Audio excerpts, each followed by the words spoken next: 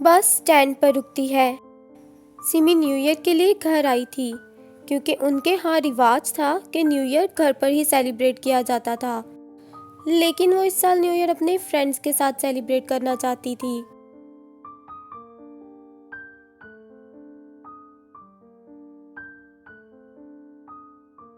सिमी घर आकर भी यही सोच रही थी कि काश उसकी मामा अपने असूलों की इतनी सख्त ना होती तो वो भी आज न्यू ईयर अपने फ्रेंड्स के साथ सेलिब्रेट कर पाती।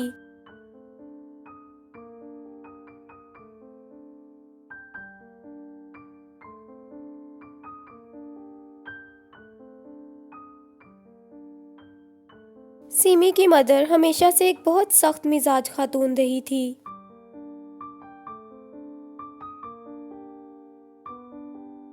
इसके बरक्स सिमी के फादर बाहर तो सबके साथ बहुत अजीब और सख्त रवैया रखते थे, लेकिन सिमी के साथ वो बहुत नरम मिजाज रखते थे। आखिर सिमी हिम्मत करके अपनी मामा के पास आती है और कहती है कि मामा, इस साल मैं न्यू ईयर अपने दोस्तों के साथ सेलिब्रेट करना चाहती हूँ। लेकिन सिमी की मामा उसी सख्त मिजाजी से उसे मना कर देती है। अब सिमी बहुत उदास होती है। वो अपने पापा के पास जाती है और अपने पापा से अपने दोस्तों के साथ न्यू ईयर सेलिब्रेट करने की ख्वाहिश का इजहार करती है।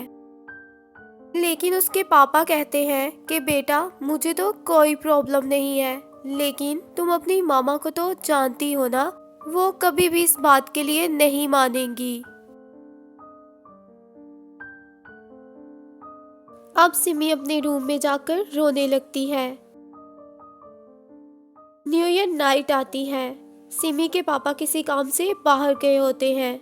सिमी अपनी मामा के पास आती है और कहती है कि वो न्यू ईयर अपने फ्रेंड्स के साथ ही सेलिब्रेट करेगी और वो ये घर भी हमेशा के लिए छोड़कर जा रही है क्योंकि वो सब कुछ मज़ीद बर्दाश्त नहीं कर सकती। ये सब सुनकर उसकी मामा कहती है कि तुम मुझे छोड़कर नहीं जा सकती, मैं तुमसे बहुत प्यार करती हूँ। लेकिन सिमी नहीं मानती और कहती है कि अगर आप मुझसे प्यार करती हैं तो आपसे मेरी खुशी बर्दाश्त क्यों नहीं होती। उसकी मामा अचानक से जोर जोर से रोने लगती है। सिमी ने अपनी मामा को पहली दफा यूं रोते हुए देखा था। सिमी अपनी मामा को ऐसे देखकर बहुत हैरान होती है।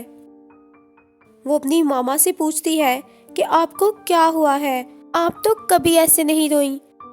सिमी की मामा उसे एक हैरान कुन हकीकत बताती है कि क्यों वो एक जालिम माँ के जैसे बिहेव करती थी। सिमी की मामा बताती है कि वो कभी भी ऐसी जालिम नहीं थी और वो सब रूल्स भी उसके नहीं, उसके पापा के बनाए हुए थे। वो तो सिर्फ सिमी को अपने पास रखने के लिए ये सब करने पर मजबूर थी, क्योंकि तुम्हारे पापा को हमेशा से एक बेटा चाहिए था और तुम्हारे पैदा होते ही वो चाहते थे कि मैं तुम्हें कहीं छोड़ दूं। लेकिन मैंने तुम्हारे पापा से भीख मांगी कि मैं तुम्हें अपने पास रखने के लिए कुछ भी करूंगी। तुम्हारे पापा का कहना था कि जब तुम बड़ी हो जाओगी तो अपने फैसले खुद करोगी और हमारे रूल्स भी तोड़ने लगोगी, और अगर तुम्हारे पापा तुम्हारे साथ ऐसा बिहेव करते तो तुम उनसे नफरत भी करने लगती।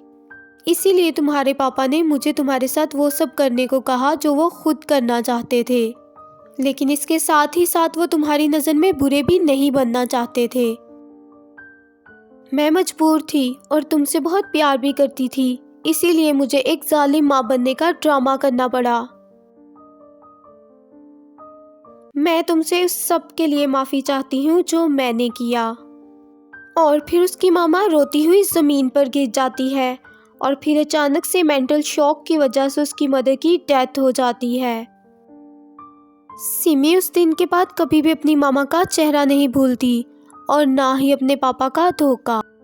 वो अपने पापा से अलग हो जाती है और उस दिन के बाद दोबारा वो फिर कभी न्यू ईयर ईव भी सेलिब्रेट नहीं करती। उसके लिए न्यू ईयर ईव एक कर्स बन जाती है हमेशा के लिए, क्योंकि वो कभी भी अपनी मामा से अब दोबारा मिल नहीं सकती थी और ना उनको बता सकती थी कि वो उनसे कितना प्यार करती है। तो फ्रेंड्स, अगर आपको मेरी वीडियो अच्छी लगी हो तो चैनल को लाइक, शेयर और सब्सक्राइब ज़रूर करना। Thank you.